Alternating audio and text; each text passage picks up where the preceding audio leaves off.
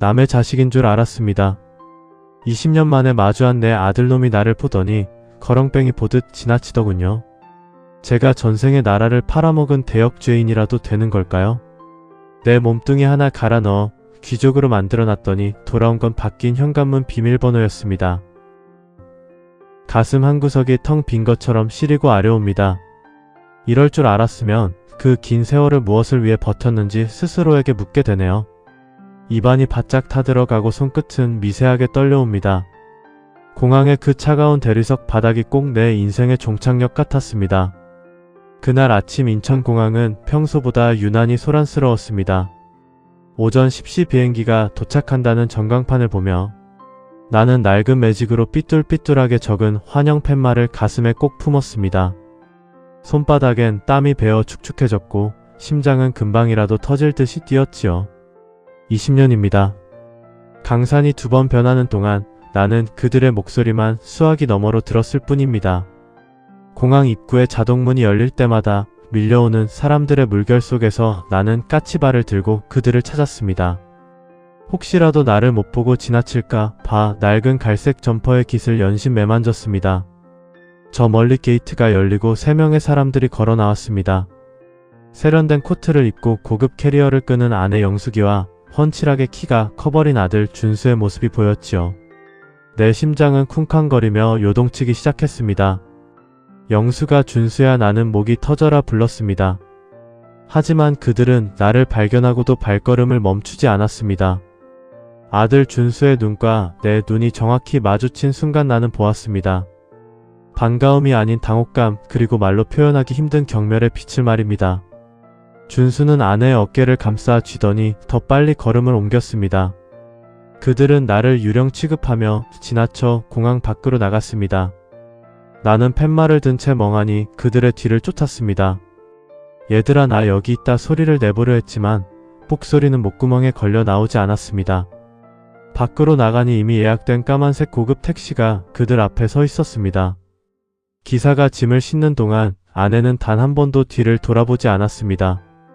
택시 문이 닫히고 매연을 내뿜으며 차가 멀어질 때 나는 그 자리에 얼어붙은 듯 서 있었습니다. 손에 들린 팻말이 바닥으로 떨어져 발길질에 채였지만 주울 기력조차 없었습니다. 2시간 뒤 나는 그들이 갔을 아파트로 향했습니다. 내 명의로 된 내 집인데도 들어가는 발걸음이 도둑놈처럼 조심스러웠습니다. 엘리베이터 거울에 비친 내 모습은 참으로 초라했습니다. 머리는 희끗희큼하고 얼굴엔 검버섯이 내려앉았으며 작업복엔 지워지지 않는 기름때가 묻어 있었습니다. 층수에 도착해 복도 끝 우리 집 앞에 섰습니다. 20년 전 내가 직접 고른 현관문 앞에 서니 눈물이 왈칵 쏟아질 것 같았습니다. 숨을 크게 들이마시고 익숙한 비밀번호를 하나씩 눌렀습니다. 1207. 준수의 생일이었습니다. 하지만 문에선 띠리릭하는 경쾌한 소리 대신 기분 나쁜 기계음이 울려 퍼졌습니다. 비밀번호가 틀렸다는 신호였습니다. 다시 한번 손가락을 떨며 신중하게 눌렀습니다. 이번에도 결과는 마찬가지였습니다. 문은 요지부동이었고 복도의 정막만이 나를 압도했습니다. 나는 문을 두드리기 시작했습니다. 영수가 안에 있니? 나다 준수 아빠야. 대답은 없었습니다. 안에서 사람의 기척은 느껴지는데 누구 하나 문을 열어주지 않았습니다. 복도의 형광등이 치익치익 소리를 내며 깜빡거렸습니다. 차가운 아파트 복도 바닥에 털썩 주저앉았습니다. 다른 집에서는 보글보글 된장찌개 끓는 냄새가 흘러나오고 아이들의 웃음소리가 들려왔습니다. 하지만 우리 집 문 너머에선 오직 차가운 침묵만이 흘러나왔지요. 나는 낡은 서류 가방을 끌어안고 그 앞에 한참을 앉아 있었습니다. 복도의 타일이 엉덩이를 타고 시리게 파고들었습니다. 지나가는 이웃들이 나를 이상한 사람 보듯 쳐다보며 지나갔습니다. 나는 고개를 푹 숙인 채 바닥에 무늬만 세고 있었습니다. 가슴이 먹먹해졌지요. 내가 틀린 걸까요? 아니야, 나는 내 방식대로 최선을 다해왔습니다.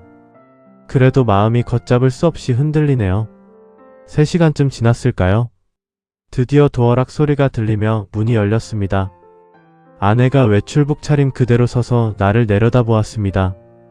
여기 왜 왔어요? 남 부끄럽게 복도에 이렇게 앉아있으면 어떻게 아내의 첫마디는 안부가 아닌 타박이었습니다. 아내에게선 내가 알던 분 냄새가 아닌 낯설고 독한 향수 냄새가 났습니다. 아내는 문을 반쯤만 연 채 나를 집 안으로 들여보내지 않으려 발로 문틈을 막았습니다. 비밀번호 바꿨으니까 당분간 오지 마요. 준수 예민해서 지금 사람 들이면 안 돼요. 아내의 차가운 목소리에 심장이 덜컥 내려앉았습니다. 나는 그 자리에 못 박힌 듯 서서 아내를 쳐다보았습니다. 준수 엄마 이게 무슨 소리야. 내가 20년을 기다렸는데 어떻게 이래. 내 목소리는 갈라져서 형편없이 떨렸습니다. 아내는 짜증 섞인 한숨을 내뱉더니 문을 닫으려 했습니다. 준수가 당신 보면 힘들어해요. 성공해서 돌아왔는데 아빠가 저런 모습이면 애 체면이 뭐가 돼. 제발 눈치 좀 챙겨요. 쾅 소리와 함께 문이 닫혔습니다. 다시 잠기는 도어락 소리가 내 심장에 박히는 못소리 같았습니다. 나는 닫힌 문을 향해 아무 말도 하지 못했습니다. 폭도의 창문 너머로 붉은 노을이 지고 있었습니다. 20년 전 가족들을 비행기에 태우던 그날도 하늘은 이렇게 붉었지요. 그때는 이게 희망의 빛깔인 줄 알았습니다. 하지만 지금 보니 그건 내 가슴이 타들어가는 핏빛이었습니다. 나는 다시 짐 가방을 들고 천천히 복도를 걸어 나왔습니다. 한 걸음 옮길 때마다 다리에 힘이 풀려 주저앉고 싶었지만 이를 악물었습니다. 아파트 입구를 나설 때 경비실 아저씨가 나를 힐끗 보더군요. 그 시선조차 견디기 힘들어 나는 고개를 숙였습니다. 어두워진 거리에는 불빛들이 하나둘 켜지기 시작했습니다. 갈 곳 없는 노인네 하나가 거리를 헤맵니다. 주머니 속에는 아껴둔 돈 10,000원짜리 몇 장이 들어 있었습니다. 이걸로 저녁에 고기라도 사 먹이려 했던 내 마음이 참 우스워졌습니다. 길가 포장마차에서 풍겨오는 국수 냄새가 코끝을 찌릅니다. 배는 고프지 않은데 눈물이 자꾸만 앞을 가립니다. 나는 정처 없이 걷고 또 걸었습니다. 내가 세운 이 모래성이 무너지는 소리가 귓가에 쟁쟁하게 울렸습니다. 잠시 침묵이 흘렀어요. 그날의 복도는 여전히 차갑기만 하네요. 그때가 아마 1998년 늦겨울이었을 겁니다. 온 나라가 망한다며 사람들이 길바닥으로 나앉던 그 시커먼 겨울 말이지요. 남들 다 하는 명예퇴직이란 걸 저도 비켜가지는 못했습니다. 잘 나가던 대기업 부장이 하루아침에 갈 곳 없는 백수가 되었던 그날의 공기는 지금도 제 목덜미를 시리게 파고듭니다. 하지만 저는 주저앉을 틈이 없었습니다. 당신은 능력 있잖아. 우리 준수만큼은 넓은 세상에서 공부시켜야지. 아내의 그 한마디가 제 가슴에 불을 질렀지요. 그렇게 저는 가족들을 비행기에 태워 미국으로 떠나보냈습니다. 그게 제 인생을 통째로 갈아넣는 지옥의 시작인 줄도 모르고 말입니다. 가족들을 보내고 돌아온 텅 빈 집에는 적막만이 가득했습니다. 며칠을 멍하니 앉아있다가 정신을 차리고 제일 먼저 한 일은 아파트를 처분하는 것이었습니다.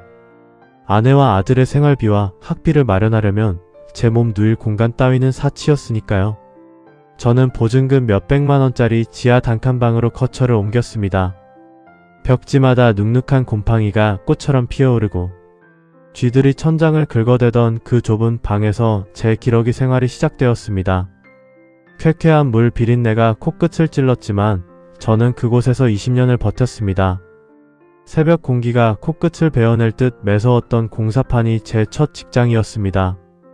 화이트 칼라로만 살던 제 손에는 금세 시퍼런 뭔가 거친 굳은 살이 내려앉았습니다. 무거운 벽돌을 등에 지고 사다리를 오를 때마다 무릎에선 우지끈 소리가 났습니다. 땀방울이 눈으로 들어가 따가워도 멈출 수 없었지요. 이 벽돌 한 장이 우리 아들 영어책 한 페이지라는 생각만 하면 신기하게도 힘이 솟았습니다. 점심시간이면 먼지 날리는 구석에 앉아 퉁퉁 불어버린 도시락을 삼켰습니다.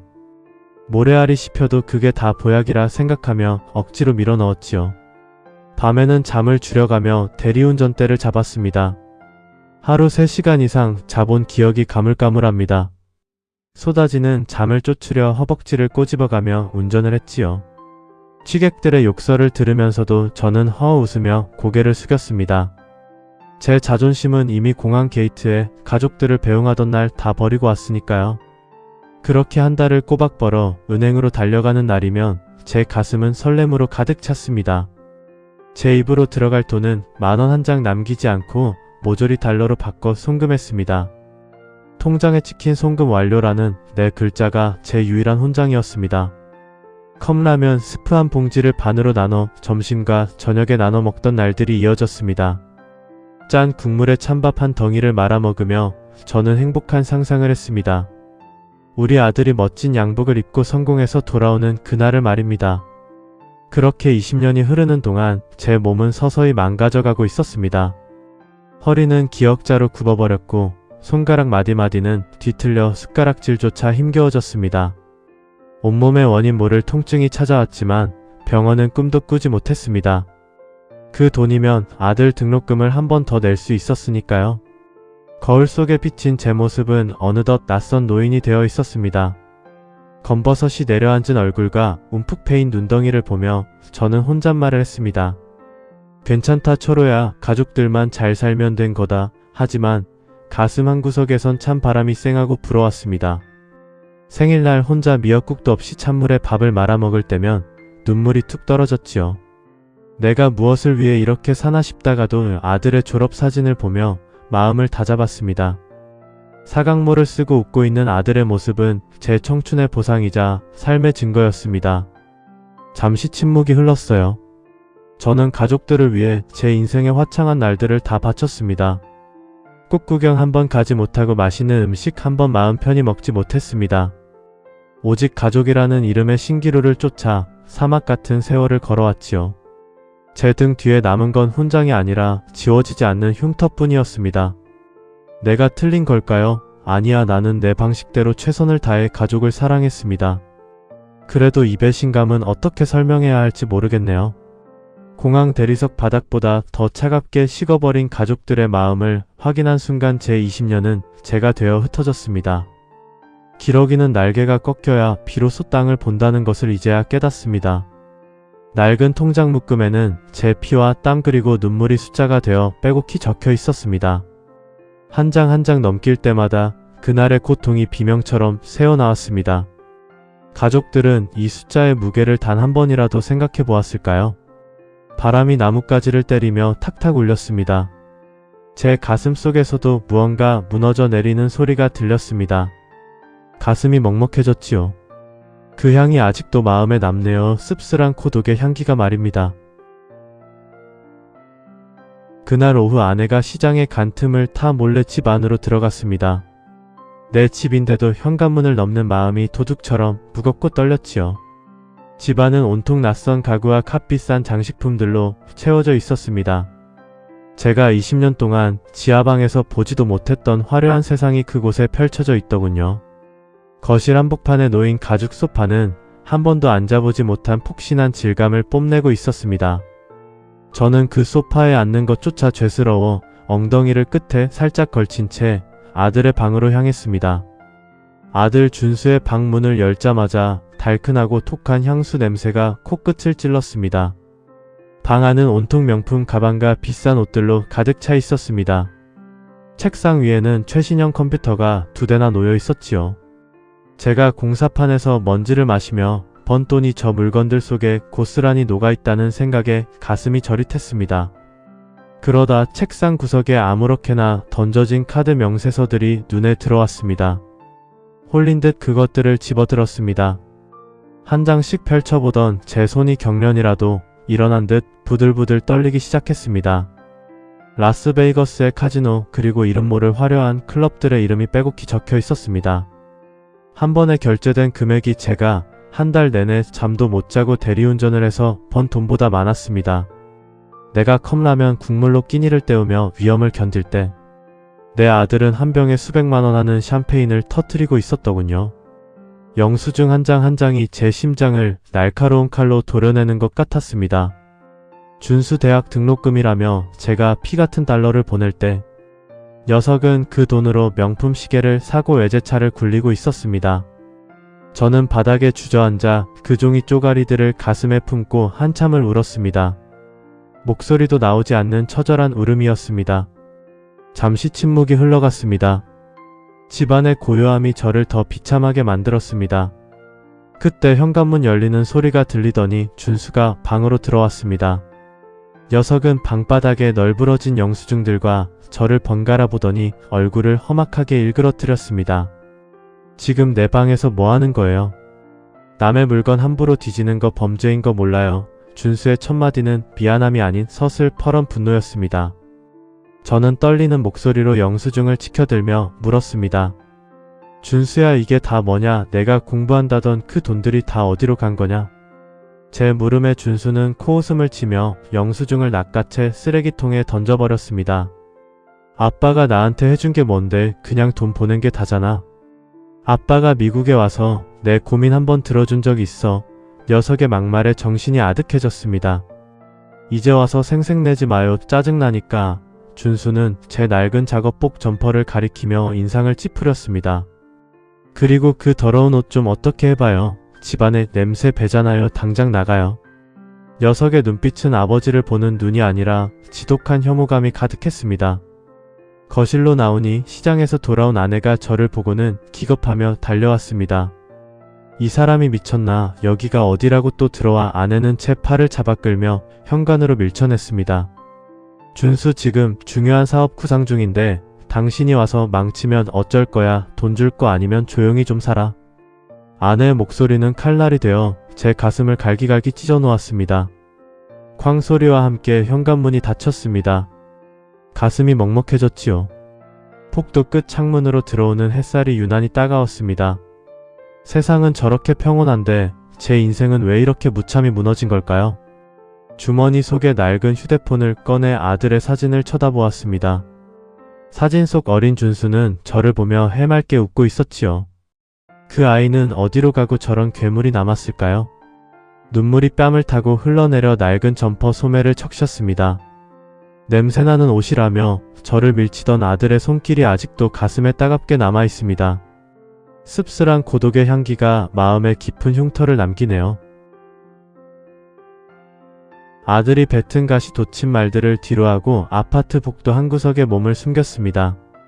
가슴이 찢어지는 고통 속에서도 이상하게 발걸음이 떨어지지 않았지요. 20년의 세월이 억울해서였을까요? 아니면 아직도 남은 미련 때문이었을까요? 계단실 그늘에 앉아 거친 숨을 몰아쉬고 있는데 현관문이 다시 열리는 소리가 들렸습니다. 아내가 화사한 원피스로 갈아입고 콧노래를 부르며 밖으로 나오더군요. 저는 홀린 듯 아내의 뒤를 쫓아 지하 주차장으로 내려갔습니다. 주차장 구석에서 아내는 웬 낯선 사내의 차에 올라탔습니다. 저보다 대여섯 살은 젊어 보이는 사내는 아내의 손을 다정하게 잡더니 입을 맞추더군요. 20년 동안 제 손 한 번 먼저 잡아주지 않았던 아내가 그 사내 앞에서 수줍게 웃는 모습을 보았습니다. 머릿속이 하얗게 비워지고 심장이 멈추는 것 같았습니다. 제가 지하방에서 곰팡이 냄새를 맡으며 송금한 돈이 저들의 데이트 비용이 되었을 거란 생각에 온몸의 피가 거꾸로 솟구쳤지요.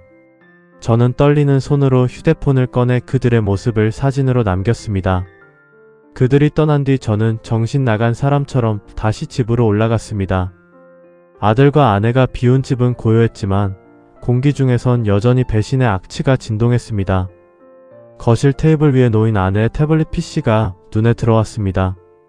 평소 기계치였던 저였지만 그날은 무엇에 홀린 듯 전원을 켰지요. 화면에는 아내와 그 사내가 주고받은 메시지들이 끝도 없이 펼쳐져 있었습니다. 그 노인네 오면 바로 도장 찍게 해. 원룸 건물만 팔면 우리 바로 미국으로 뜨는 거야. 준수한테는 이미 말해뒀어 라는 글자들이 제 눈을 찔러왔습니다. 아내는 이미 5년 전부터 그 사내와 살림을 차리고 제가 보내준 돈으로 호의호식하고 있었습니다. 제가 막노동판에서 무릎이 나가도록 일할 때 아내는 상간남과 해외여행을 다녔더군요. 더 충격적인 것은 아들 준수의 태도였습니다. 녀석은 엄마의 외도를 이미 알고 있었고 오히려 그 사내를 삼촌이라 부르며 제 재산을 가로챌 계획에 동참하고 있었습니다. 아빠는 돈만 있으면 되잖아. 어차피 우리 가족 아니야 라는 아들의 음성 메시지를 듣는 순간 저는 바닥에 쓰러지고 말았습니다. 가슴이 먹먹해졌지요. 잠시 침묵이 흘렀어요. 집안의 화려한 조명이 저를 비웃는 것 같았습니다. 20년 동안 제가 지켰던 것은 가족이 아니라 톡사들의 둥지였다는 사실이 뼈아프게 다가왔습니다. 주머니 속의 낡은 통장 묶음이 오늘따라 유난히 무겁게 느껴졌습니다. 이 종이 쪼가리들을 지키려고 저는 제 인생을 통째로 불살랐던 것입니다. 하지만 슬픔은 오래가지 않았습니다. 차가운 분노가 제 혈관을 타고 흐르기 시작했지요. 저는 태블릿에 담긴 모든 대화 내용과 사진들을 제 메일로 전송했습니다. 창밖으로 비치는 아파트 단지의 전경이 오늘따라 낯설게 보였습니다.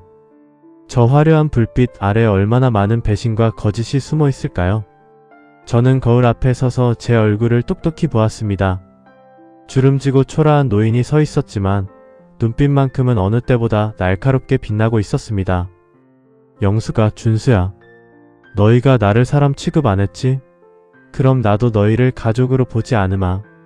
저는 조용히 집을 빠져나와 낡은 서류 가방을 코점했습니다.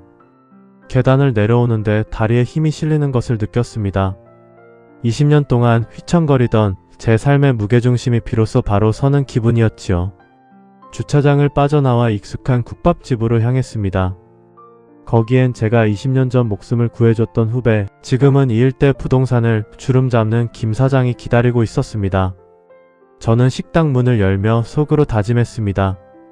너희가 밟은 건 늙고 힘없는 노인이 아니라 평생을 도끼로 버틴 맹수였다는 걸 똑똑히 보여주겠다고 말입니다. 김 사장이 저를 보더니 자리에서 벌떡 일어났습니다. 형님, 왜 이제야 연락하셨습니까? 얼굴이 왜 이리 상하셨어요?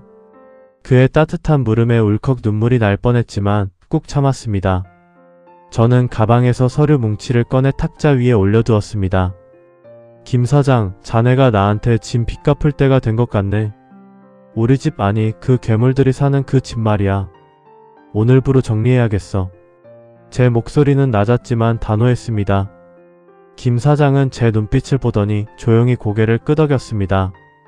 식당 안에 시끌벅적한 소리도 부글부글 끓는 국밥 냄새도 오늘따라 선명하게 다가왔습니다. 제가 20년 동안 잊고 살았던 나라는 사람이 다시 살아 움직이는 기분이었습니다. 형님 걱정 마십시오. 법대로 아니 법보다 더 지독하게 처리해드리겠습니다. 김 사장의 말에 저는 희미하게 미소를 지었습니다. 이제 전쟁은 시작되었습니다. 제가 가진 마지막 패, 20년간 모은 증거와 인맥이 비로소 빛을 발할 시간이 온 것이지요. 밤 공기가 차갑게 뺨을 스쳤지만 더는 시리지 않았습니다. 오히려 정신이 맑아지고 심장이 뜨겁게 고동쳤습니다. 돌아오는 길에 가족들이 머무는 아파트를 한 번 더 올려다보았습니다. 그곳의 불빛은 여전히 밝았지만 제 눈엔 곧 꺼져갈 촛불처럼 보였습니다. 내가 틀린 걸까요?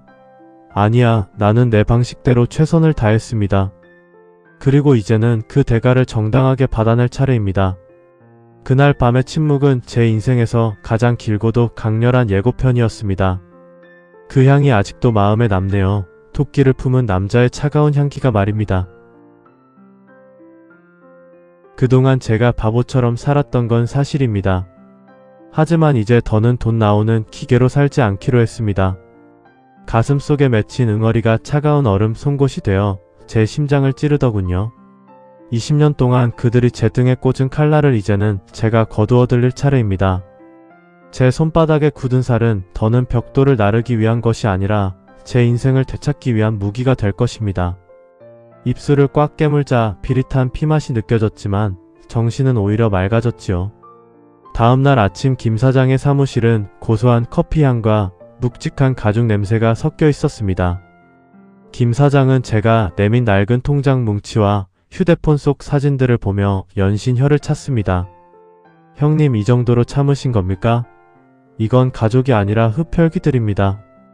김 사장의 분노 섞인 목소리가 텅 빈 사무실에 울려 퍼졌습니다. 저는 대답 대신 창밖의 높은 빌딩들을 내려다보았습니다. 제 눈엔 그 건물들이 마치 제가 쌓아 올린 고통의 탑처럼 보였습니다. 사흘 뒤 저는 김 사장이 소개해준 이혼 전문 변호사를 만났습니다. 변호사는 제 20년간의 송금 기록과 아내의 외도 사진 그리고 아들의 유흥비 명세서를 하나하나 검토했습니다. 선생님께서 보낸 돈이 생활비가 아닌 사치와 외도에 쓰였다는 증거가 명확합니다. 특히 부양 의무를 저버린 자식에게는 증여한 재산을 돌려받는 소송도 가능합니다. 변호사의 차분한 설명에 제 가슴속에서 뜨거운 무언가가 울컥 치밀어 올랐습니다. 억울함이 아닌 승리의 예감이었습니다. 저는 그날부터 20년의 기록강 본능을 발휘하기 시작했습니다. 대리운전을 하며 손님들의 비위를 맞추던 그 끈기로 아내와 아들의 일거수일투족을 기록했습니다. 상간남과 드나든 호텔의 영수증과 아들이 제 명의를 도용해 대출을 받으려 했던 녹취록까지 모두 모았습니다. 프린터기가 쉴 새 없이 돌아가며 하얀 종이들을 뱉어낼 때마다 제 가슴속 응어리도 조금씩 풀려나가는 것 같았습니다. 종이의 날카로운 모서리에 손을 베었지만 통증조차 느껴지지 않았지요. 그날 저녁 저는 다시 아들이 있는 집으로 향했습니다. 이번엔 복도 바닥에 앉아 기다리지 않았습니다. 저는 당당하게 초인종을 눌렀고 문이 열리자마자 아내의 타박을 무시하고 거실 한복판으로 걸어 들어갔습니다. 아들은 소파에 누워 TV를 보다 인상을 쓰며 일어났지요. 또 왔어요? 돈 해줄 거 아니면 제발 귀찮게 좀 하지 말라니까요. 아들의 무례한 말투에 저는 조용히 서류 봉투 하나를 식탁 위에 올려두었습니다. 봉투 안에는 제가 원룸 건물을 매각하기 위해 준비한 것처럼 꾸민 허위 가계약서가 들어있었습니다. 그걸 본 아내와 아들의 눈이 순식간에 탐욕으로 번들거리기 시작했습니다. 이거 정말 파는 거예요? 잘 생각했어요, 당신. 우리 준수 사업만 잘 되면 당신 평생 호강시켜줄게. 아내의 가식적인 웃음소리가 귓가를 때렸습니다. 저는 속으로 비웃으며 고개를 끄덕였습니다. 그들은 제가 놓은 덫에 제 발로 걸어 들어오고 있었지요. 잠시 침묵이 흘렀어요. 거실의 화려한 샹들리에 불빛이 아내의 가식적인 미소를 비추고 있었습니다. 저는 그들의 얼굴을 하나하나 가슴에 새겼습니다. 마지막으로 베푸는 자비라고 생각하며 그들에게 기회를 주려 했지만 그들은 오직 돈 이야기뿐이었습니다. 아버지, 그 돈 들어오면 제 차부터 바꿔야 해요. 미국에서 타던 차랑 너무 비교돼서 창피하단 말이에요. 아들의 철없는 요구에 저는 비로소 마음을 완전히 굳혔습니다. 사흘 뒤면 모든 것이 끝날 것입니다. 저는 김 사장과 변호사에게 최종 신호를 보냈습니다. 제 인생의 20년을 앗아간 자들에게 제가 줄 수 있는 가장 잔인하고도 정당한 선물을 준비했지요. 밤바람이 창문을 흔들며 윙잉 소리를 냈습니다. 예전 같으면 고독함에 몸을 떨었겠지만 지금은 그 소리가 마치 사냥을 시작하는 나팔 소리처럼 들렸습니다. 제 손에 쥐어진 볼펜의 감촉이 오늘따라 유난히 단단하게 느껴졌습니다. 돌아오는 길에 저는 지하방이 아닌 깔끔한 비즈니스 호텔의 방을 잡았습니다. 곰팡이 냄새가 나지 않는 깨끗한 침대에 누우니 눈물이 핑 돌았습니다. 20년 만에 처음으로 제 몸을 위해 쓴 돈이었습니다. 하얀 침대 시트의 까슬까슬한 촉감이 피부에 닿을 때 저는 비로소 살아있음을 느꼈습니다. 내가 틀린 걸까 질문을 던져보았지만 거울 속에 저는 단호하게 고개를 저었습니다. 아니야, 나는 내 인생을 되찾으려는 것뿐이야. 창밖의 도시 야경은 화려하기만 합니다. 저 수많은 불빛 중에 진실한 사랑은 얼마나 될까요? 저는 낡은 통장 묶음을 가슴에 품고 눈을 감았습니다. 내일이면 이 종이들은 법정에서 날카로운 화살이 되어 날아갈 것입니다. 가족이라는 허울 좋은 껍데기를 벗겨내고 그 안에 숨은 추악한 본성들을 세상에 드러낼 것입니다. 가슴이 먹먹해졌지요. 하지만 이 먹먹함은 슬픔이 아니라 폭풍 전야의 정적과도 같은 것이었습니다. 내일 아침이 오면 저는 더는 기러기 아빠 박철호가 아닐 것입니다. 누군가의 희생을 당연하게 여기던 자들에게 정의가 무엇인지 보여주는 심판자가 되어 있겠지요. 방 안의 시계추가 똑딱거리는 소리가 심장 박동처럼 크게 들려옵니다. 이제 준비는 끝났습니다. 제가 던진 그물이 서서히 조여오는 소리가 들리는 듯 했습니다. 그 향이 아직도 마음에 남네요. 낡은 서류 가방에서 배어 나오던 서늘한 폭수의 향기가 말입니다. 드디어 그날이 왔습니다. 20년의 고통을 끝내는 마지막 도장을 찍는 날 말이지요. 아침부터 하늘은 눈이 시리도록 푸르렀고 공기는 차갑지만 상쾌했습니다. 저는 가장 아끼던 낡은 양복을 정성껏 다려입고 김 사장의 사무실로 향했습니다. 제 손에는 20년의 피눈물이 응축된 두툼한 서류 가방이 들려 있었습니다. 가방에 거친 가죽결이 손바닥에 닿을 때마다 심장이 묵직하게 고동쳤습니다. 사무실 안에는 아내 영숙이와 아들 준수가 이미 도착해 있었지요. 그들은 원룸 건물을 매각한 대금이 곧 자신들의 주머니로 들어올 줄 알고 입가에 경련이 일 정도로 웃고 있었습니다. 아내는 제 손을 잡으며 평소에 하지도 않던 다정한 목소리로 속삭였습니다. 고생했어요. 당신 이제 우리같이 미국 가서 편하게 살아요. 아들의 눈은 벌써 새로 살 외제차 카탈로그에 고정되어 있었지요. 저는 그들의 가식적인 연극을 묵묵히 지켜보다가 조용히 서류 가방을 열었습니다. 하지만 가방에서 나온 것은 돈뭉치가 아니라 투툼한 이혼 소장과 증여 재산 반환 청구 소송장이었습니다.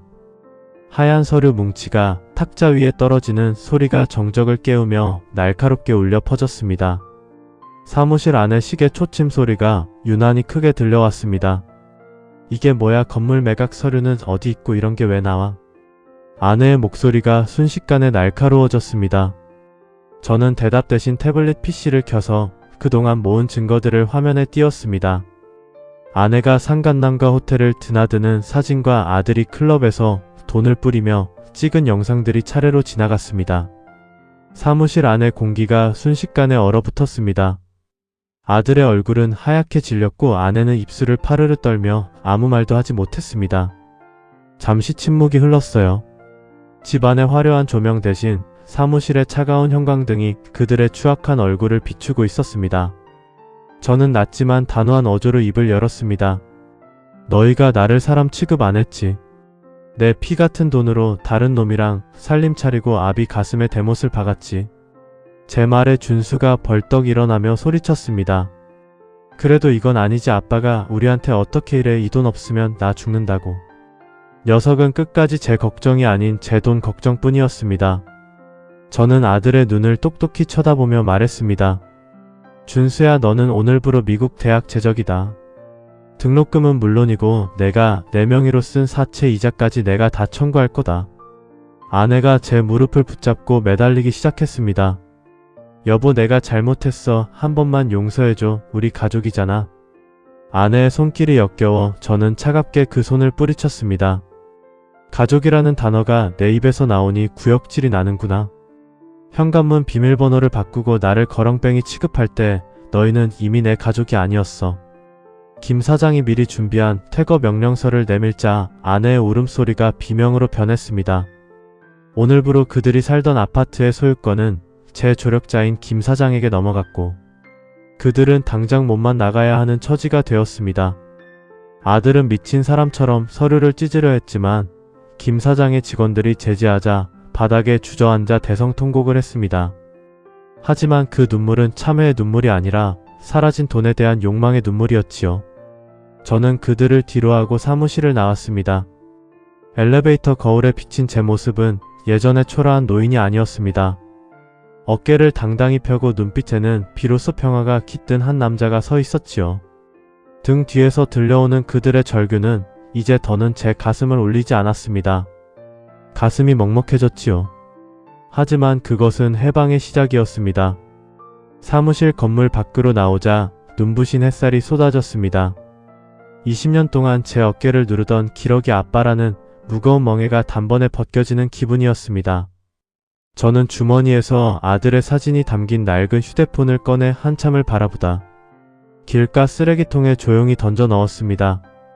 과거의 기억을 버리고 나니 비로소 현재의 바람소리와 나무들의 흔들림이 선명하게 느껴졌습니다.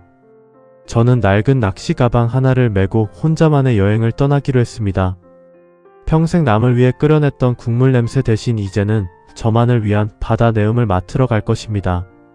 시청자 여러분, 자식에게 모든 것을 다 주지 마십시오.